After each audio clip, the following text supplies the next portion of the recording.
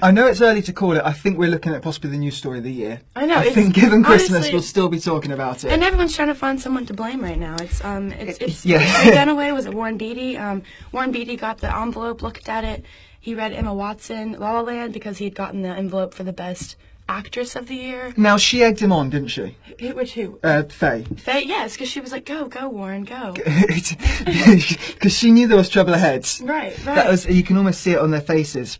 Now, in terms of people to blame, have you been able to follow the news, how the preamble as to how this happened? I knew it was about PwC, the accounting company, but I didn't really know exactly what they'd done wrong. No, I think everyone's tried to get to the bottom of it, and no one has quite managed, because from what I've established, it involves there are two people, a husband and a wife, who carry briefcases separately to get to the Oscars. Okay, those briefcases are not allowed to mix. Now, on the night, the man who should have been handing out the envelopes from his briefcase made it to the end. The last one, he was on Twitter taking pictures. Okay? Which is when the mix-up happened, he should have been able to step in and solve it, but he was busy on Twitter saying, hey, look at these celebs I've seen. Look how great the night's going. Yes, exactly. Everything's going well. Everyone's going to honour me. It's great.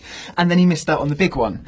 Speaking as someone who spent a lot of work in life sat on Twitter, I can tell you it's very important that you get away with it. That's the first rule of skiving. Now, PwC, the company who were responsible for organising the technical side of the Oscars, they issued a statement where they said they were keen to point out they've hosted the Oscars successfully for 83 years. 83 years.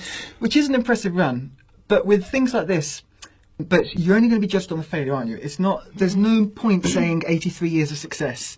You're just going to be remembered for that one. Exactly, I hate when people get mad at my man Warren Beatty, because he's a sweet old man. He took some of the slack for it. He's just a sweet old man. He just had an envelope. He was just reading the envelope. That's all he was doing, and he took it, and you can just tell he's so confused. And Faye Dunaway just takes it out of his hand, and she says, it's La La Land, blah blah blah.